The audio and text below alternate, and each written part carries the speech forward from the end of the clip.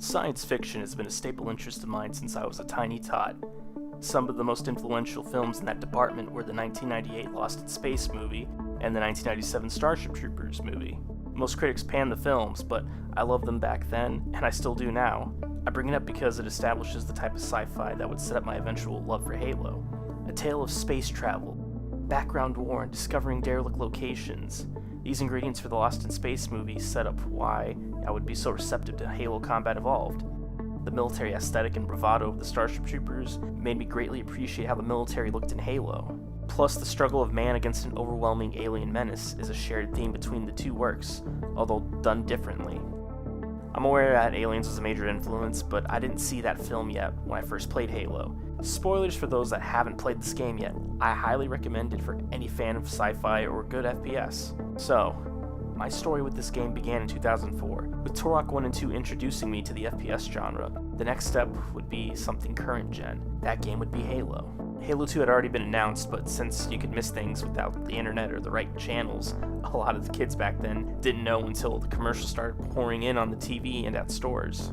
I didn't have an Xbox. My first experience with the game was at a friend's house. He didn't have an Xbox either, but the game was released on PC the previous year. My friend asked me if I wanted to play this cool game called Halo. I said sure, and he started up the program.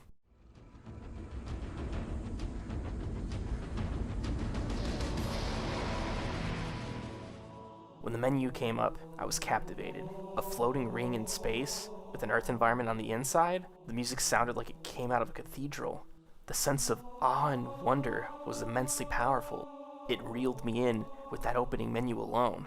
I had never seen anything like this before, a ring world floating in the far reaches of outer space. My friend started up level 2 and placed it on Legendary. I was confused by what I was seeing. I died pretty fast, and then we went back to level 1.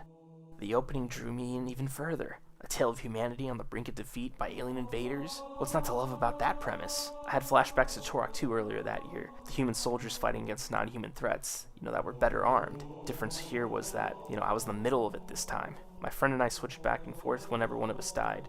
It was Legendary after all.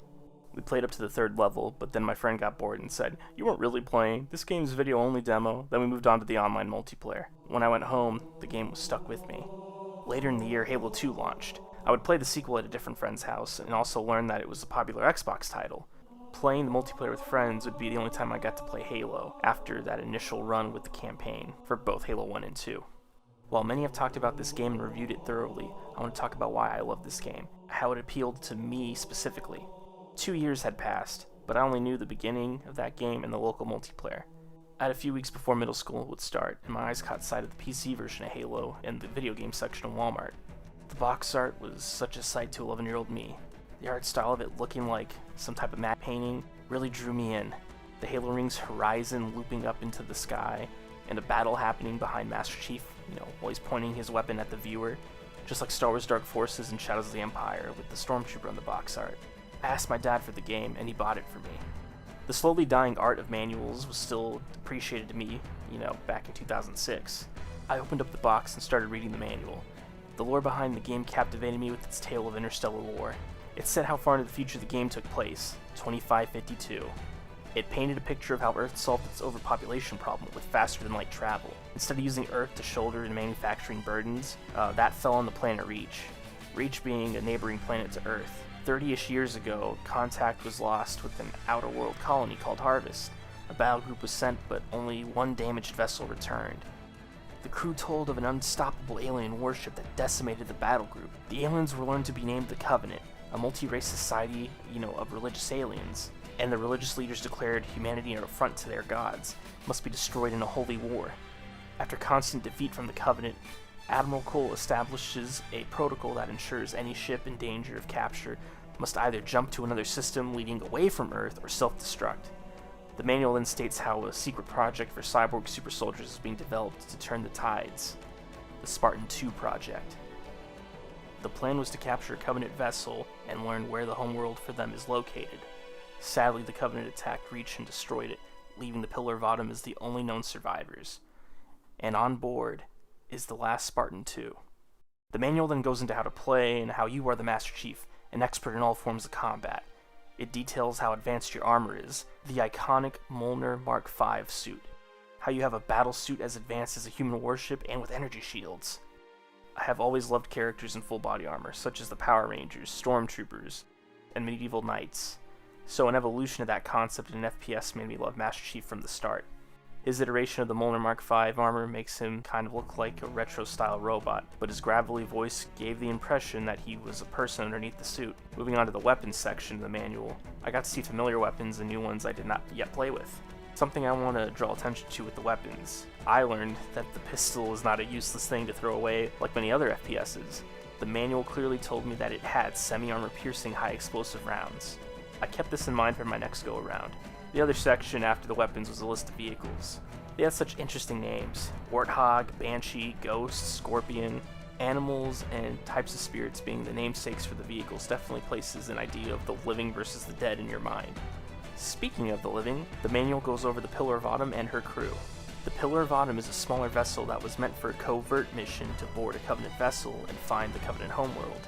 Things did not turn out that way, and now it has made a daring jump from Reach towards unknown space, as far away from Earth as possible. Leading this vessel is the illustrious Captain Keyes. Captain Keyes became a war hero early in the Human Covenant War when he helped defend his ship against Covenant boarders and helped the ship escape. Because of his 26 years of service and combat experience, he was chosen to lead this vessel for the original mission. I could gush over the Marines, Cortana, and the Covenant pictures that are listed in the manual, but I will jump into the actual game. After installing it, I was ready to play Halo. I picked easy because it said I'd feel invincible, the opposite of playing Legendary for the first time back in 04. Spoilers ahead! Our opening shot reveals the ring world floating next to a gas giant. The Pillar of Autumn then makes its approach. Flanked by fighters, there's a sense of calm before the storm. We are introduced to Captain Keyes properly for the first time if you haven't read the manual. An unseen female named Cortana discusses the situation with Keyes, and how even with jumping through slip space first, the Covenant made it there first. Due to the tech limitations of the time, we couldn't have seen the fall of Reach. Sometimes a tell don't show approach can work if it's well acted or makes sense, like in the Terminator. The captain tells Cortana to get things ready, and it's revealed that she's a hologram. The transition to the ship's primary defenders, the Marines, is exceptional. In a scene taken straight out of Aliens and Starship Troopers, we have our Marines get ready for battle. And just like Aliens, we have a black sergeant spout an inspirational speech to rally the troops. The speech motivated me, and I was ready to fight. Sergeant Johnson was modeled after Sergeant Apone, and it's clear to see. The sassy, tough as nails sergeant won me over with his screen presence, and he became a favorite of mine instantly. I hope one day that Johnson will get his own game, as he rightly deserves. External and internal contact imminent. All you greenhorns who wanted to see Covenant up close, this is gonna be your lucky day. Are you me? Yeah! Are you me? Yeah! Where are you? Where are you? The reveal of the Master Chief feels like the legends of the Sleeping King of the Mountain being brought to a future setting. The tutorial is basic, but helps orient the player in two ways. First, we learn that we can invert the aiming. Back then, some games didn't even offer this option. I always found that annoying, but thankfully, we don't have that problem here.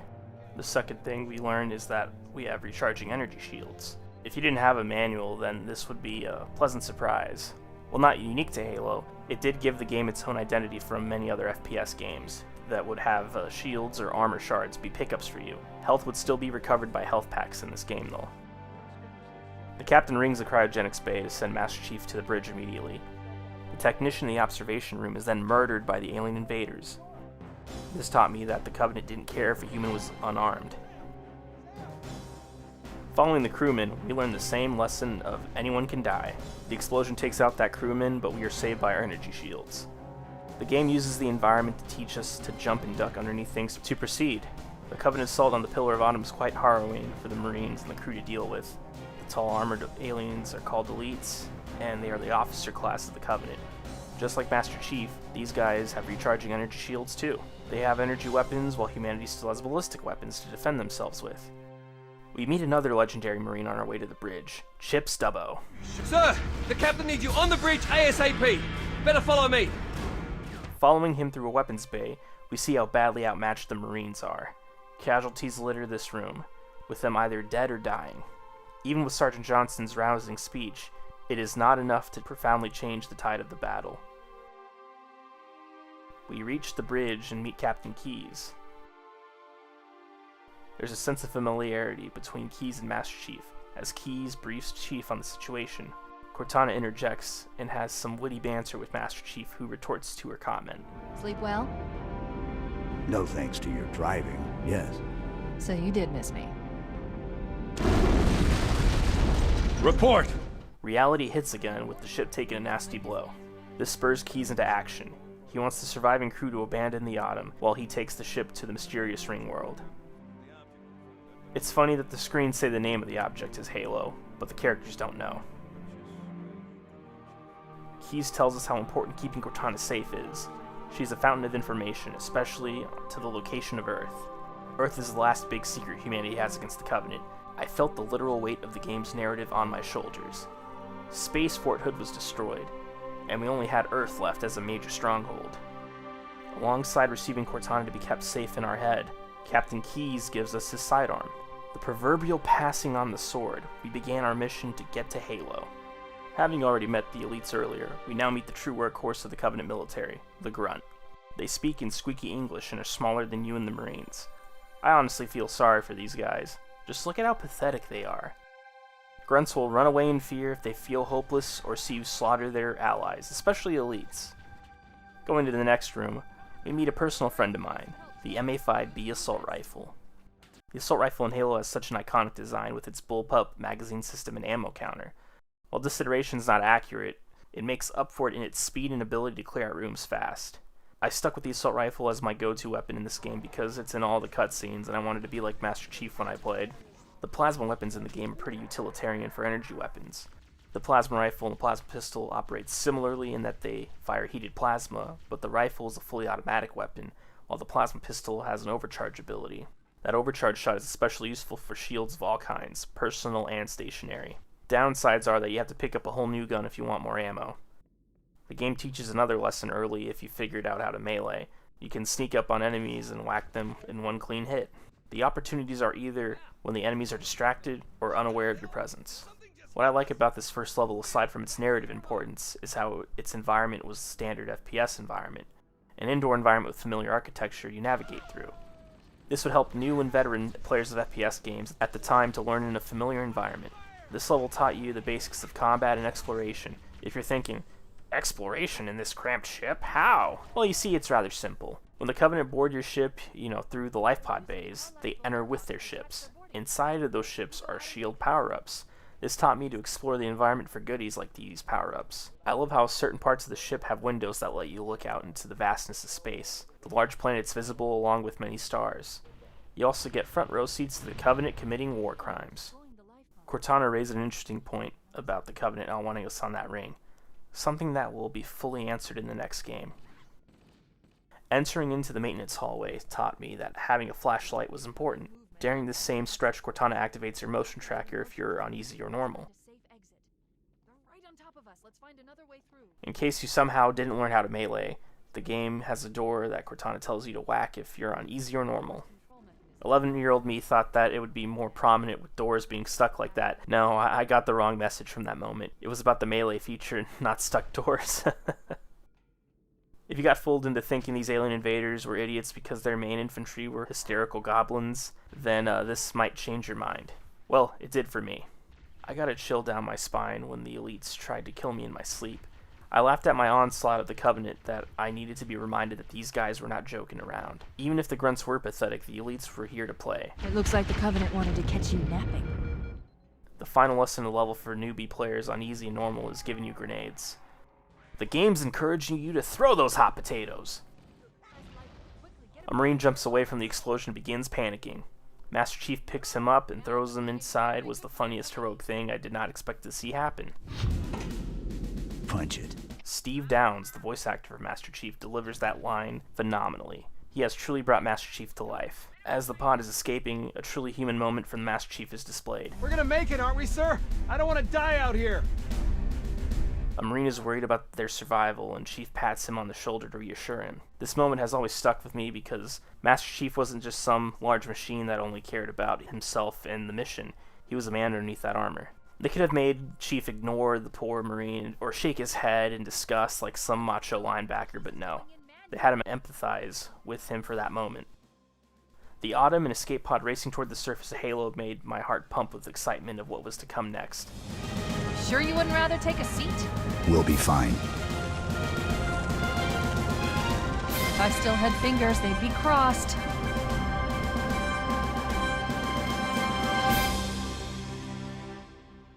Master Chief, of course, is too cool to wear a seatbelt.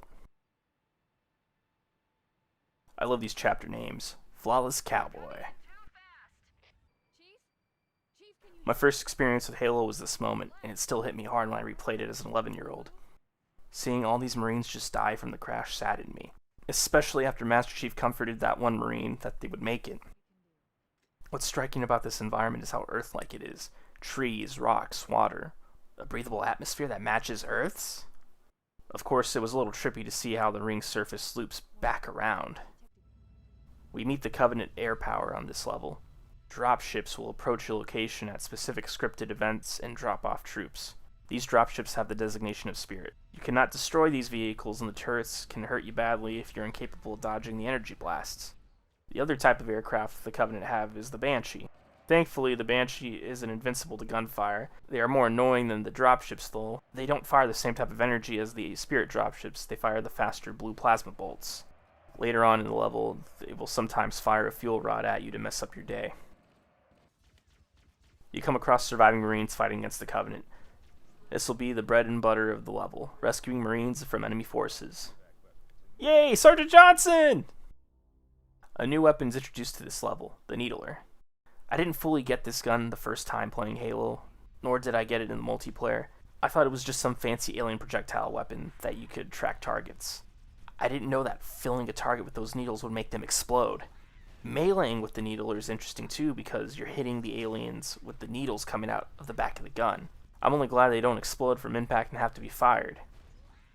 A new enemy is also introduced on this level, the Jackal.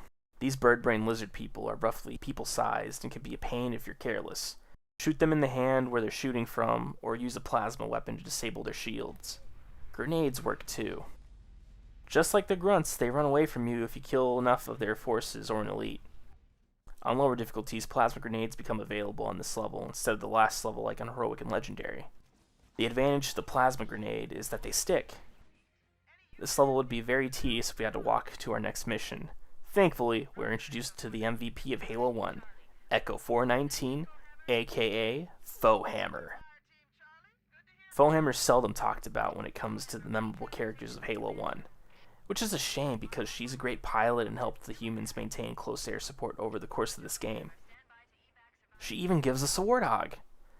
The Warthog is like a Jeep on steroids. It only comes with 3 seats, but it has a chain gun. I must mention that the music carries the emotional beats of this game. If you're asking yourself, what emotional beats? That's simple, really. The emotional beats of kicking alien butt in outer space.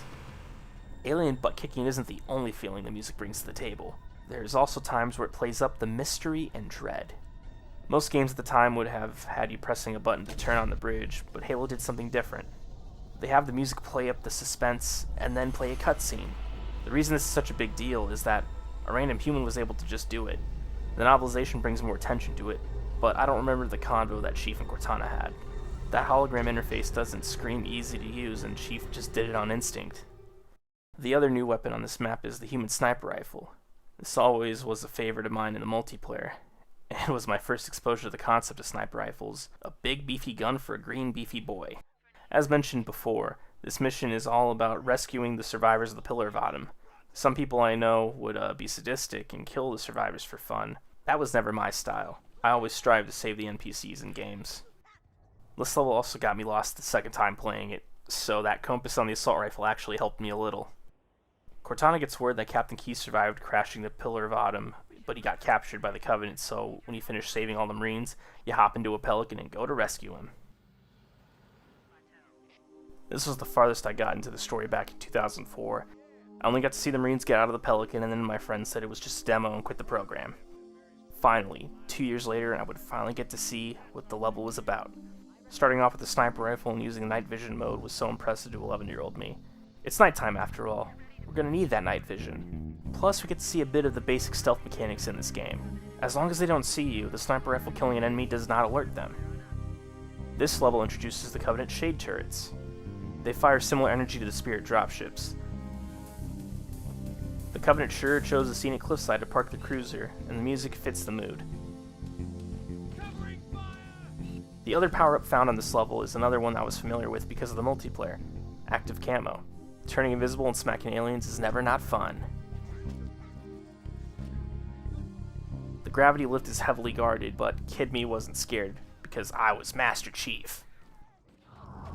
Wait, is that boss music I hear? Good one. The hunters appear, and while I knew of their existence from the manual, I didn't realize how dangerous they actually were. I also didn't know about their one-shot kill exploit until after beating the game. Nice shot.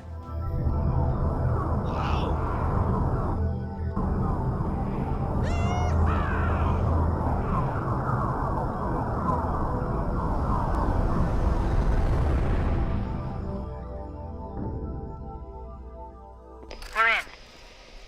I've got a good lock on the Captain's CNI transponder. No Covenant defenses detected. What? There's no Covenant here. Think maybe nobody's home.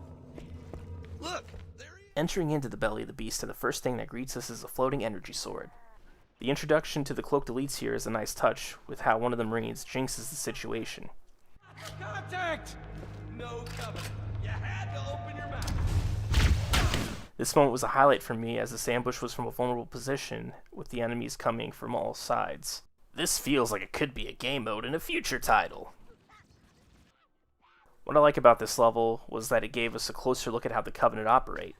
Believable alien architecture can be hard to pull off if you don't put any effort in and just want a generic Little Green Men environment with the boring metal halls. Covenant architecture is not like that.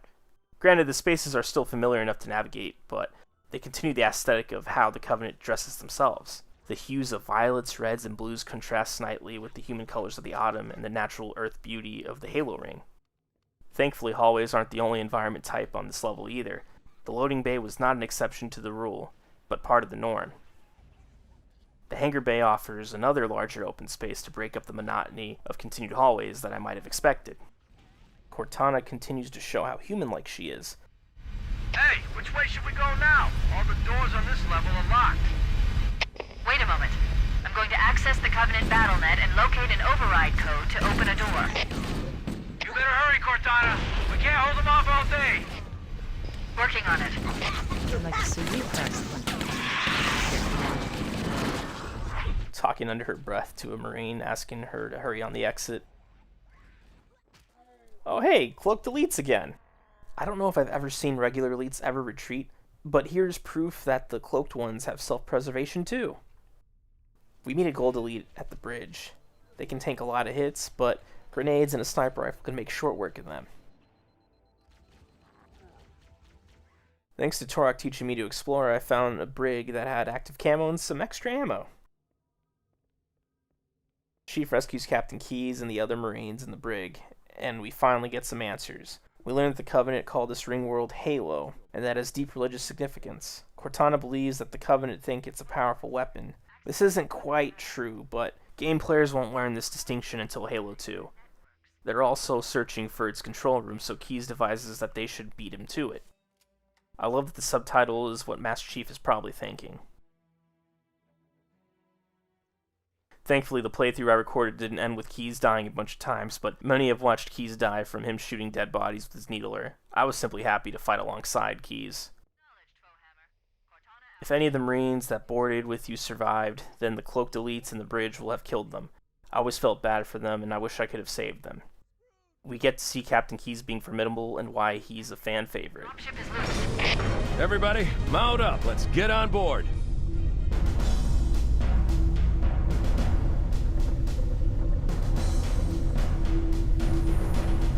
Give me a minute to interface with the ship's controls. No need. I'll take this bird out myself. Captain! Hunters! Hang on.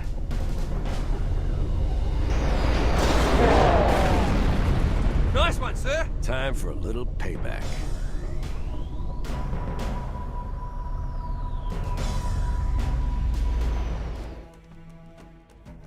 Ah yes, assaulting a Covenant defensive position on a beach. Time to have a mini D-Day.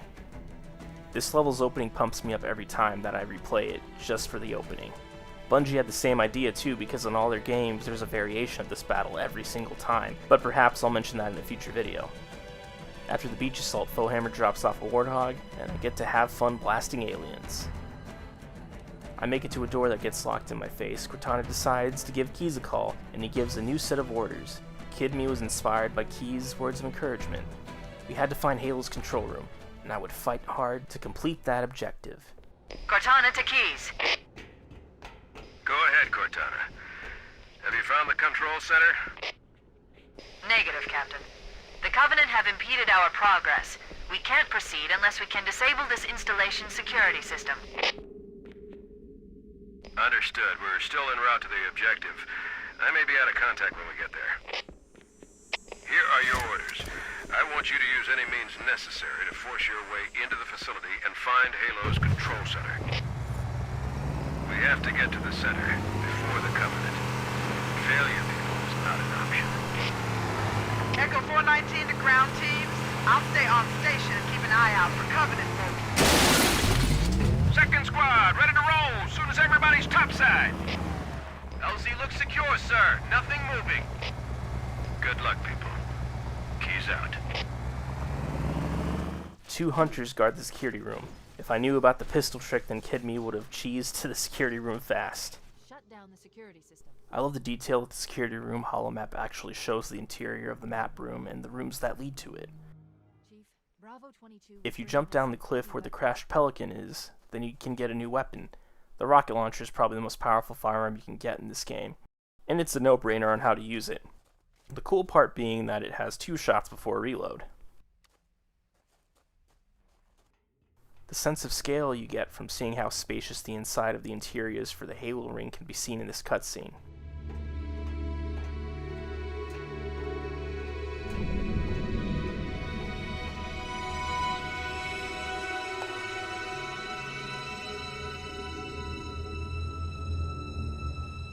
Making your way down to the map room, you and Cortana locate the control room. Cortana remarks how the room is in a shrine of some sorts. We've established that this ring is not Covenant, so why is a control room to a super weapon in a shrine? Whatever, I thought. I just want to destroy these aliens and have an awesome getaway back to the surface, blazing our way through plenty of Covenant fodder. I love how we get to give that gold elite's comeuppance for locking us out earlier.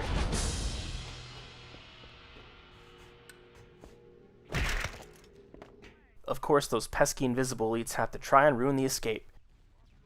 The race to the control room was about to begin, and Foehammer would show why she's one heck of a pilot.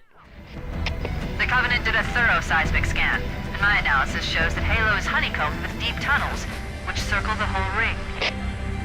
I hope your analysis is on the money, Cortana. This Pelican won't turn on a dime. Look on the bright side, Foehammer. The last thing the Covenant will expect is an aerial insertion from underground.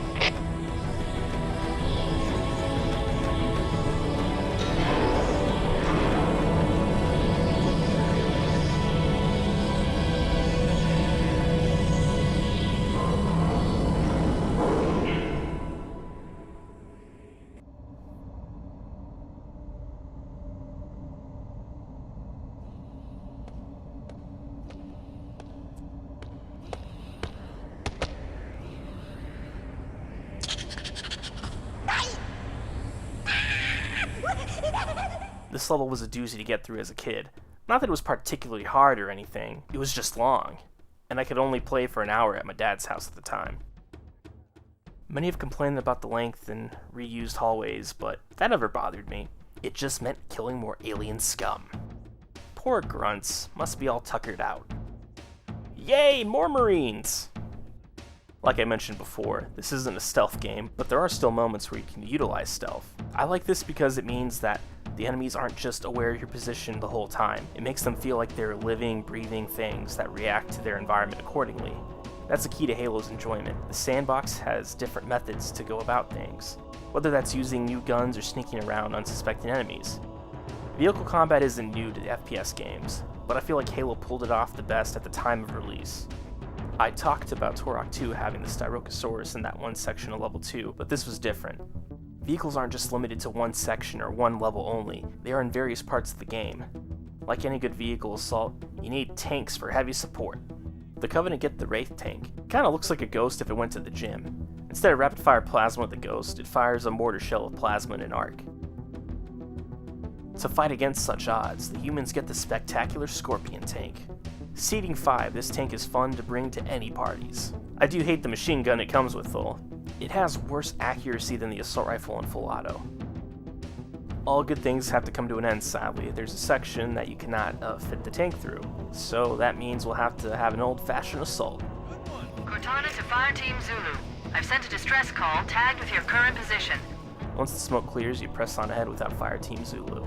It made me sad to not fight alongside the Marines for the rest of the level, and I think the PC version had a bug that didn't trigger dialogue about Cortana calling an evac for them. It's been patched to the Master Chief Collection port, but knowing that they would be safe and be evacuated made me content.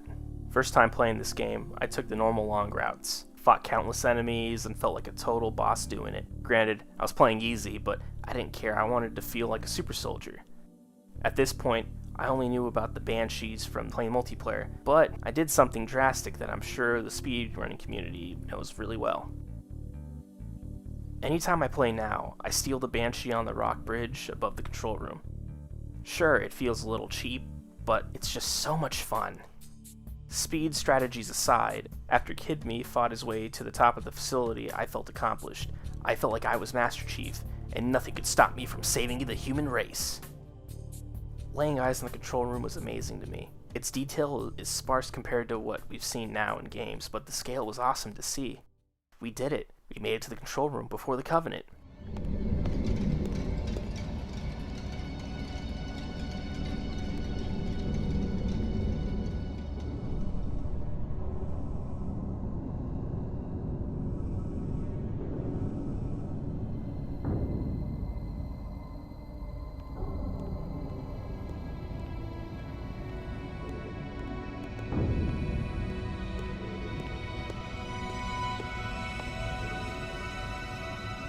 That terminal, try there.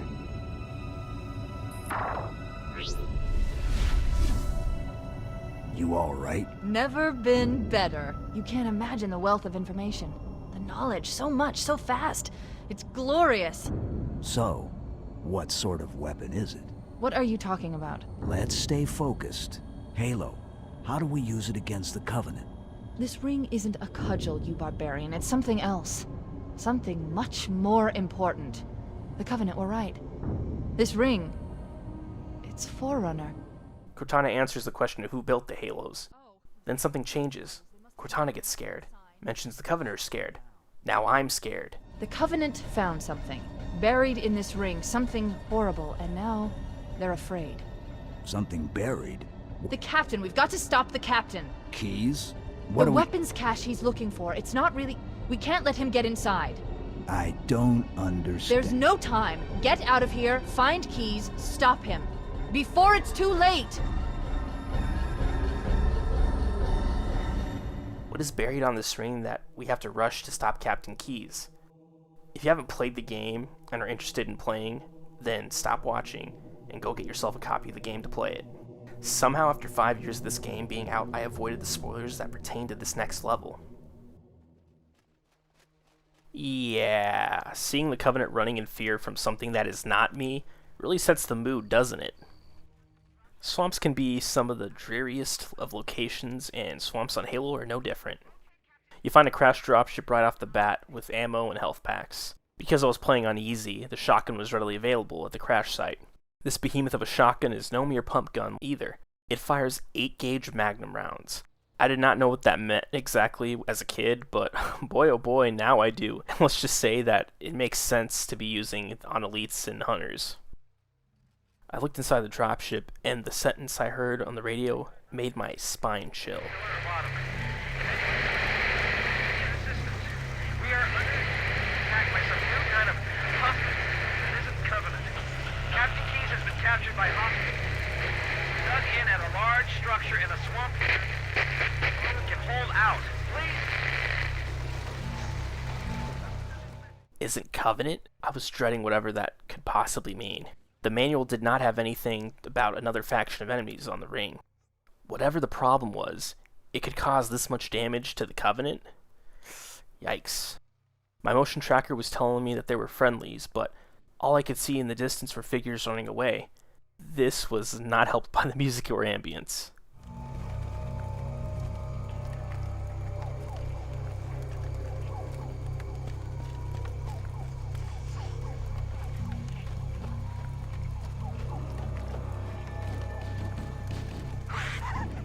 Hearing automatic fire made me think I was linking up with Marines.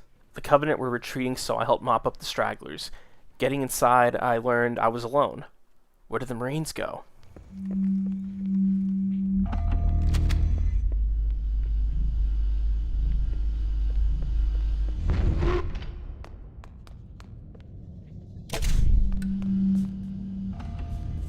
Taking the elevator down made my heart beat a bit faster. What horrors was I about to stumble upon? Something felt very wrong with everything. Bodies were scattered around, the Covenant were focused on keeping something in rather than keeping me out, and there were no elites to be seen. I finally met a Marine, but my relief was short-lived. Stay back! Stay back! You're not turning me into one of those things! I'll blow your brains out! Get away from me! Ah! Ah! Don't touch me, you freaks! I won't be like you, I'll die first! Find your own hiding place, the monsters are everywhere! Play dead! That's what I did! Play dead! They took the live ones. Oh god, I can still hear them. Monsters! Ah! Ah! Ah! Just leave me alone!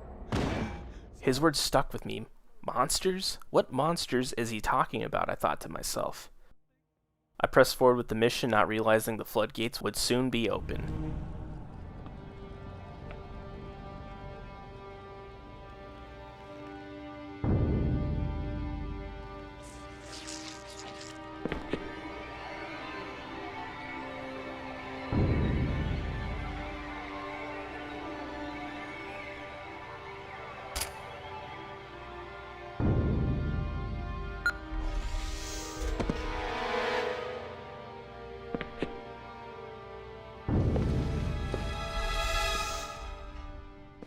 Seeing Master Chief on edge made me feel even more on edge. If this 7-foot-tall super soldier was nervous, then what chance did I have? Why was his body the only one in a room full of blood?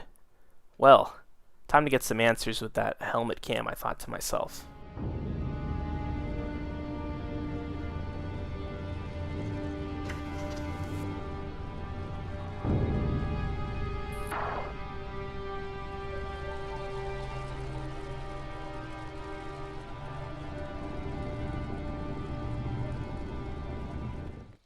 Mendoza, move it up! I had seen Aliens at this point already, so the cam footage reminded me of that movie when the Marines were investigating LV-426.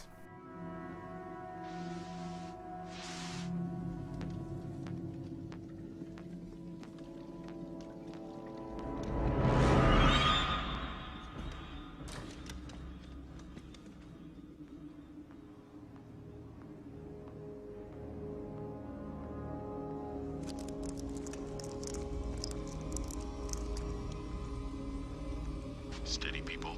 Let's finish our sweep. We're still Marines and we got a job to do. Keep it moving.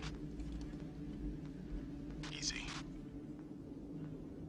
The Marines finding a dead elite with the burned out chest was something I didn't even find, so what happened to those bodies, I thought to myself. What's that? Plasma scoring? Yeah, I don't know. Maybe there was an accident, you know, friendly fire or something? What do we have, Sergeant? Looks like a Covenant patrol. Badass elite units. All KIA. Real pretty. Friend of yours? Nah, we just met.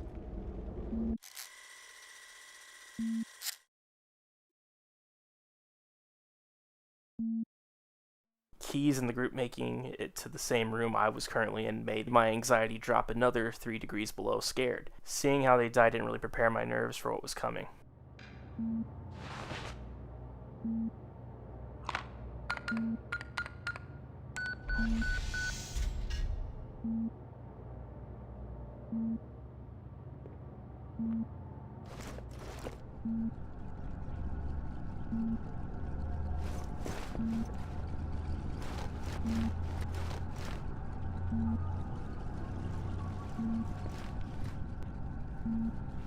I got a bad feeling about this. Boy, you always got a bad feeling about something. Sarge, can you hear me? What's going on, soldier? We've got contact, lots of them, but they're not Covenant. They're just staring through us. What the? Oh, no! Corporal, do you copy? Over. Mendoza, get your ass back up to second squad's position and find out what the hell is going on. I don't have time for your lip, soldier. I gave you an order. Sarge, listen. Where's that coming from, Mendoza? I don't... There! Mira!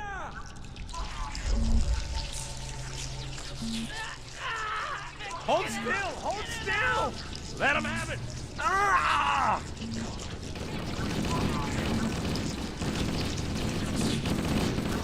God damn it, Jenkins! Fire your weapon! There are too many, Sarge! Don't even think about it, Marine. Oh, this is local! Jenkins!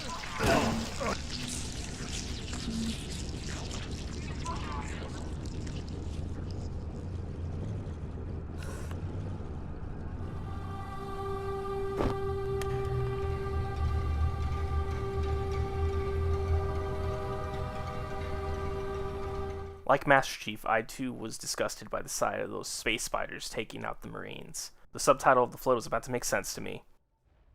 Those spiders came flooding into the room. This reminded me of the spiders from the Lost in Space movie.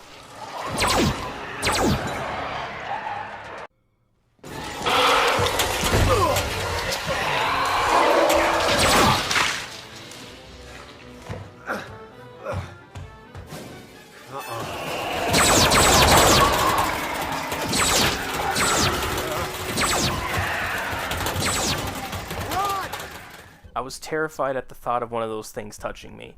I had forgotten that I had energy shields. I kept shooting, but the terror subsided when one of them hit me. Huh, I guess it's just these little spiders that barely hurt my shields I have to deal with. Then something lunged at me. This humanoid shape with long fingers and a crab-like face. I thought these might have been feral remnants of the Forerunners at first. It took me a minute to realize that this was my answer onto why there were no elite corpses found on this level. These were the corpses. The title of the song playing for the flood is appropriate. Devils. Monsters.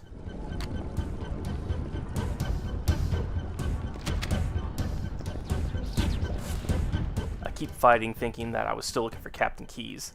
I got lost for the first time I played. I really missed Cortana this level and missed her guidance she was always giving, or her commentary. When I checked the mission objectives on the pause menu, it said escape. Escape, huh? These things could also reanimate even after you kill them once, so the zombie imagery was clear as day. I was fighting space zombies. I needed to get the heck out of here, so I went back to the elevator thinking I made it safely. Nope!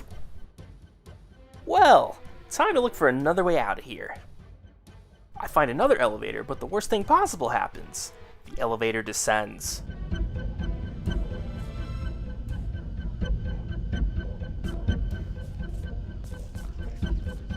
I learned another lesson when the elevator descended. The flood can use guns. These zombies can use guns. Oh hey, they come in human too! That's not very comforting. Good news is that the ammo can be replenished. The bad news is that they can shoot at me.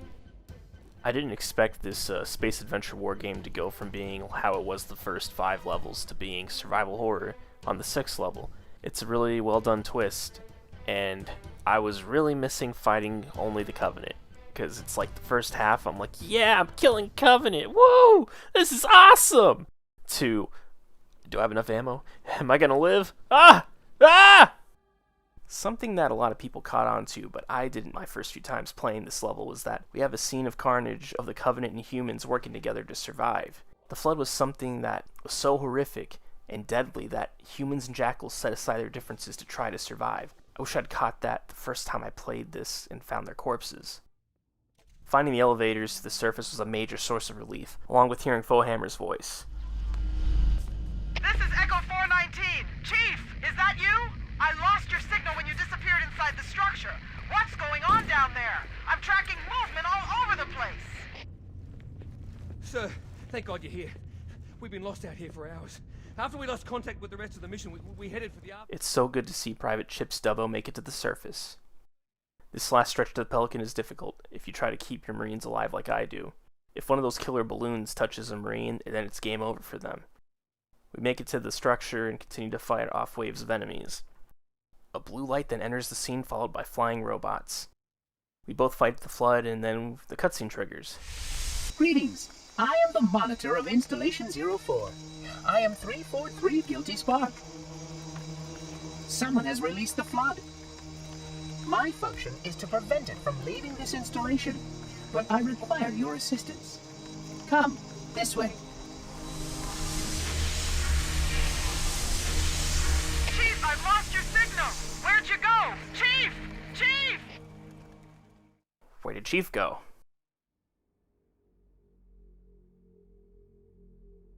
The library. A test of one's mettle against insurmountable odds. I don't hate this level at all, but that's an unpopular opinion. We must collect the index before we can activate the installation. I am a genius. We have a new flood form to contend with on this map. These giant blobs on legs are called carrier forms, and as you can see, they explode. Kind of like a giant spider sack releasing more of the infection forms into the world. So this light bulb is named 343 Guilty Spark, and he's the custodian of this facility. He calls us Reclaimer, and asks us to grab the index that's at the top of the facility, and he guides us through this nightmare of a level. Fighting through the flood, I listened to what Spark had to say. He says that taking the index to the control room will end the flood threat. He also explained how virulent the flood were and how they spread through infection forms. He mentioned how my suit was only a class 2 and I needed a class 12 to truly fight the flood. That he mentioned that my suit would serve me very well when the flood would attempt to alter the environment. Guilty Spark also mentioned how the flood are attempting to repair the Pillar of Autumn to escape, and that mass sterilization protocols may be necessary. As a talkative kid, all that info dumping didn't bother me at all. He also talks about how some samples were kept from the last major outbreak, and that may have been a mistake. Bottom line is that the halos were made to contain the flood. He also hums to himself and calls himself a genius, so maybe he's a little crazy. I learned that the drones that assisted us are called Sentinels. They are useful and easy, but next to useless on the harder difficulties. Upon reaching the end, we finally get our hands on the index. Guilty Spark then takes it, and I thought, that was a little weird, but I didn't put much thought into it. I mean, yeah, if I get infected, then humanity's just doomed, right? The index must not fall into the hands of the flood before we reach the control room and activate the installation. The flood is spreading. We must hurry.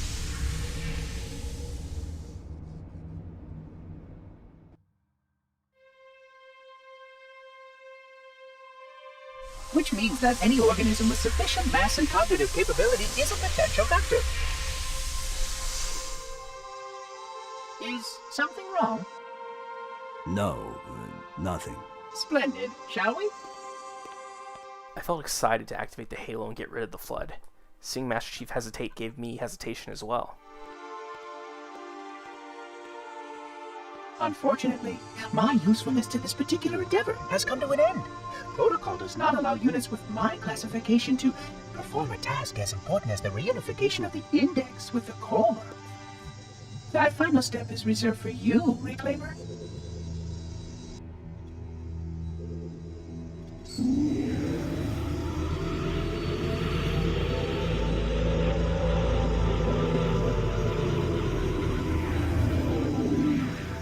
Odd. That wasn't supposed to happen. Oh, really? Cortana popping in aggressively made me worried she was going rampant. She stopped the halo from activating, after all. I was worried I'd have to fight her. It wasn't Cortana I needed to be worried about. It was Guilty Spark. Oh, I didn't realize. He's your pal, is he? Your chum? Do you have any idea what that bastard almost made you do?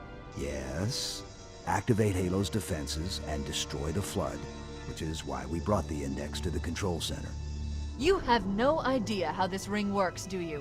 Why the Forerunners built it? Halo doesn't kill Flood. It kills their food. Humans, Covenant, whatever. We're all equally edible. The only way to stop the Flood is to starve them to death. And that's exactly what Halo is designed to do. Wipe the galaxy clean of all sentient life. You don't believe me? Ask him. This was one of the biggest plot twists I have ever experienced. This ring world is meant to kill all life in the galaxy. We literally almost killed everyone in this section of the galaxy. I gasped at this exchange and realized the danger we were all in. Guilty Spark tells the chief something I caught on to that made no sense. But you already knew that. We have followed outbreak containment procedure to the letter. You were with me each step of the way as we managed this crisis. Chief, I'm picking up movement. Why would you hesitate to do what you've already done? We need to go right now. Last time you asked me if it were my choice, would I do it? Having had considerable time to ponder your query, my answer has not changed. There is no choice. We must activate the ring. Master Chief didn't activate the Halo last time. What could that possibly mean? How could 343 Guilty Spark confuse Master Chief for a Forerunner? Were the Forerunners humans? Give your construct to me, or I will be forced to take her from you. That's not going to happen. So be it. Save his head. Dispose of the rest. With the Sentinels on our hit list, that means another faction to fight. I found it weird they started me off with a shotgun and plasma pistol when the cutscene had an assault rifle. It's the little details like that that keep me up at night. I'm only glad that we got to fight the Covenant again. I was terrified of the last two levels, and this reprieve from the Flood was just what I needed. Cortana wants me to destroy a couple of generators to stop the Halos from firing. No big deal, I can do that. The game finally gives us the Banshee to get to our first objective. Good. Let's get moving. The nav point marks our target.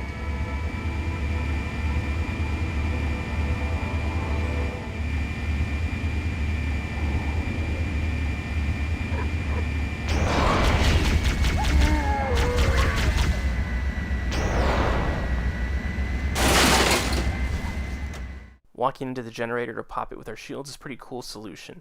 I love this because it shows that our shields are actually involved in the story and not just a gameplay gimmick. It's details like that that make this game special. Sadly, that break from the Flood I mentioned wouldn't last long. They are back to the party in this Covenant dance. One of the stronger complaints for Halo is that the last third is just a repeat of earlier levels. Knowing the troubled development, I'm amazed that wasn't the plan from the start. You see, repeating the levels for Assault on the Control Room is smart. You still had to come back here to get Cortana back and alive. The inclusion of the Flood in the last 3 levels paints a picture of what will happen if the Flood gets off this ring. Environments that were either pristine or mechanical will soon be consumed by the Flood as they spread like a disease they truly are. This double bridge action between the Covenant and the Flood is a highlight for this level in my book, symbolically crossing the threshold of pain that's required to save the galaxy from 2 threats. While the Flood still scared 11-year-old me, I now had a mission to stop both the Flood and Halo. Cortana tells Chief that they need to find Captain Keyes to activate the self-destruct in the Pillar of Autumn. That's going to be one big explosion. Fighting my way through the ferocious hordes of Flood and Covenant, I take out the last pulse generator. Cortana then uses plot powers to get us to Captain Keyes. Jokes aside, it's pretty cool she figured out the teleportation technology that Spark uses to travel the ring so fast. There's a teleportation grid that runs throughout Halo. That's how the monitor moves about so quickly. I learned how to tap into the grid when I was in the control center. Unfortunately, each jump requires a rather consequential expenditure of energy. Something tells me I'm not gonna like this. But I'm pretty sure I can pull it from your suit without permanently damaging your shields. Needless to say, I think we should only try this once. Do it.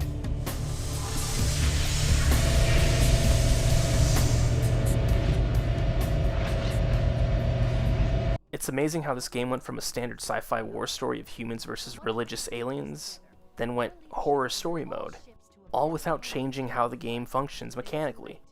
I live for these kinds of stories. Stories where something specific is happening, but then it's sidelined by the reveal of something else.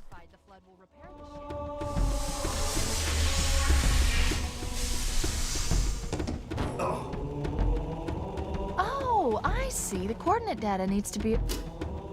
Right. Sorry.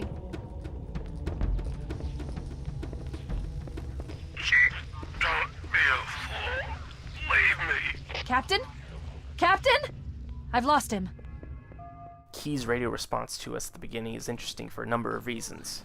For one, how is he still alive when the parasites assimilate everything they find? Secondly, why didn't they assimilate him?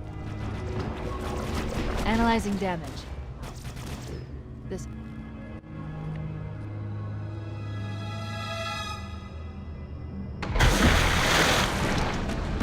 canyon section is one of the more annoying sections because enemies can cheese you with grenades or fuel rods. You have to keep pushing, otherwise enemies will keep pouring into the area to kill you.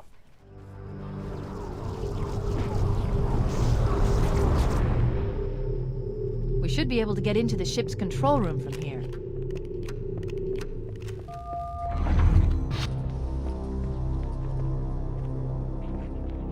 Look, in the corners.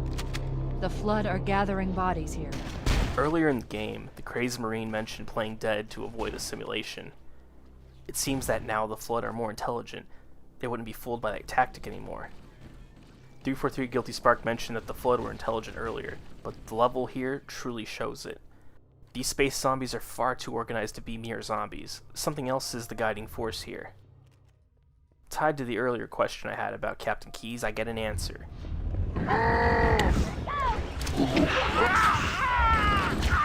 Captain, his vitals are fading. Please, Chief, hurry!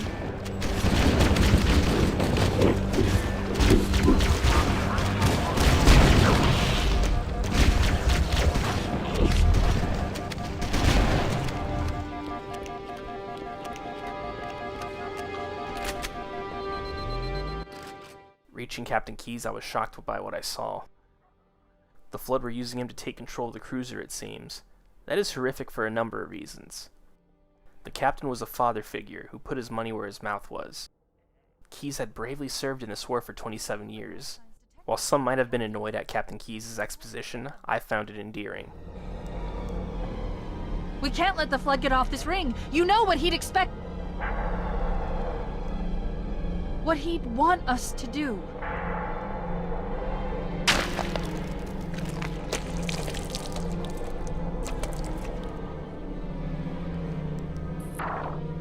It's done. I have the code. We should go. As if things weren't bad enough, we get introduced to a new type of Covenant soldier, the Spec Ops teams. The grunts are dressed in black and are equipped with fuel rod guns. The same type of gun as the Hunters. Sadly, it's also only usable in multiplayer, just like the Flamethrower.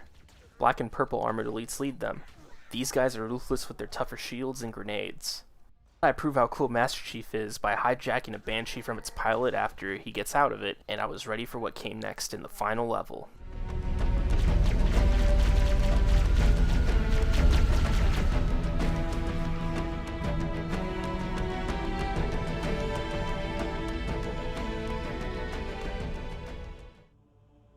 How this level opens up is simply magnificent. Nested on the cliffside like a trophy, this is how we destroy Halo. We are finishing where we began, on the Pillar of Autumn.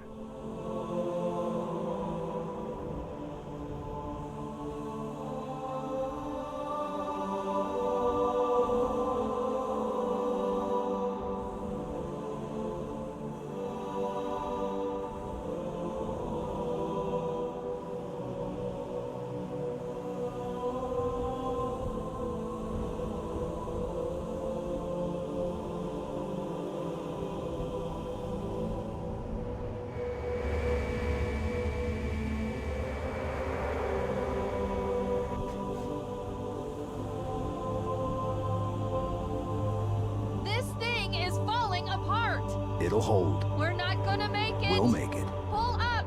Pull up! You did that on purpose, didn't you? I love how Chief patrols Cortana here. The Pillar of Autumn has seen better days. It's all burned out on the inside from Keyes' crash landing. A nice detail is that not all of the ship's interiors were scorched from the re-entry, as parts of it would be sealed off. We'll fight more of those Forerunner Sentinels. They have energy shields, they aren't too tough. The Sentinels are here to clear out the Flood and stop them from taking the ship off-world. Lovely, more of those Spec Ops elites.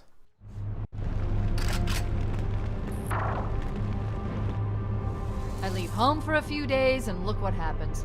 This won't take long. There. That should give us enough time to make it to a lifeboat and put some distance between ourselves and Halo before the detonation. I'm afraid that's out of the question, really. Oh, hell.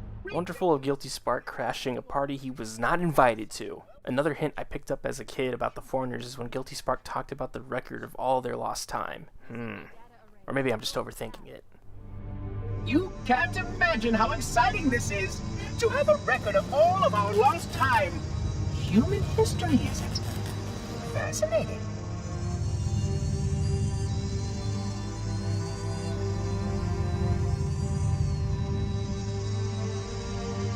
Oh, how I will enjoy every moment of its categorization. To think that you would destroy this installation as well as this record. I am shocked. Almost too shocked for words. He stopped the self-destruct sequence. Why do you continue to fight us, Reclaimer? You cannot win. Give us the construct, and I will endeavor to make your death relatively painless and... At least I still have control over the comm channels. Where is he? I'm detecting taps throughout the ship. Sentinels, most likely. As for the monitor, he's in engineering. He must be trying to take the core offline. Even if I could get the countdown restarted, I don't know what to do. How much firepower would you need to crack one of the engine's shields? Not much. A well-placed grenade, perhaps, but why?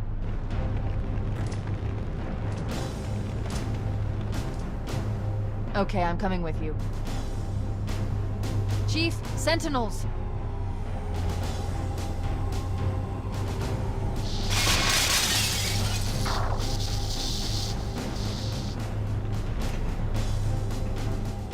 Master Chief continues to show why he's a flawless cowboy. Fighting your way to the engine room, it starts off small but gradually builds up with more enemies trying to stop you. It is interesting that these groups of enemies are trying to stop you for different reasons. The Covenant and Guilty Spark don't want the Halo damaged. They need to activate it. The Flood don't want the ship destroyed because that's one of their tickets off planet. I had run out of grenades, so I went to the armory to get more ammo. Ammo wasn't the only thing waiting for me in the armory.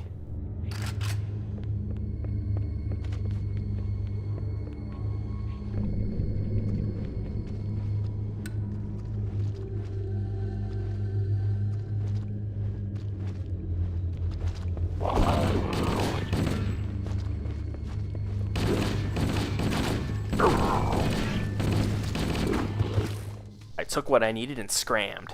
Dealing with the engines was a bit hard to do with grenades, but I managed to get it done. Reaching the elevator, I didn't know where we were going or how we would escape Halo. That double row of warthogs answered my question. I didn't expect to finish Halo off with one big race to the finish, but here we are doing that. I was excited for Foehammer to pick me up. I hadn't heard from her since the Flood were unleashed on this ring. But this game just loves tearing my heartstrings, doesn't it? Hold position here. Cortana to Echo 419. 2 Covenant Banshees are approaching on your 6. Evade. Say again, evade. I'm hit! Mayday! Mayday! That bloodsucker is shot to hell! I can't hold her! I can't hold her! Echo 419! She's gone. Calculating alternate escape route. Ship's inventory shows 1 longsword fighter is still docked in Launch Bay 7. If we move now, we can make it. I didn't have time to mourn just yet. The music kicks off with Rock Anthem to save the world, and I needed to make it to that fighter. That gap tricked me into thinking I died, but nope. That was just one big gotcha from Bungie. Go, Chief, go! Glad he's a super soldier because I know I would have been caught by those Flood at like 11 years old. Heck, I'd be caught now at 29. Watching all those Flood shamble to the Pillar of Autumn made me sigh in relief that I did not have to fight that army off. Because that looked like a huge army approaching.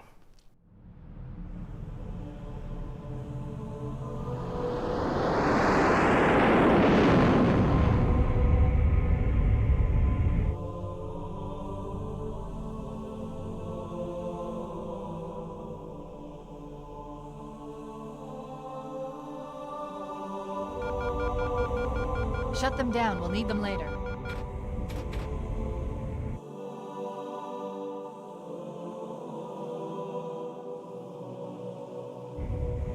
Fancy a look?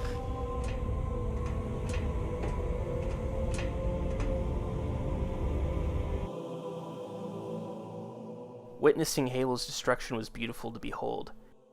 We dealt with the Flood and stopped the Halo from firing.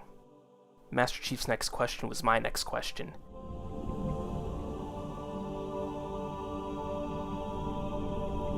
Did anyone else make it? Scanning.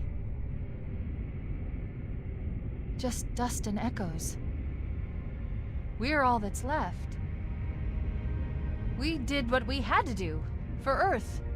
An entire Covenant armada obliterated, and the Flood. We had no choice. Halo, it's finished. No. I think we're just getting started.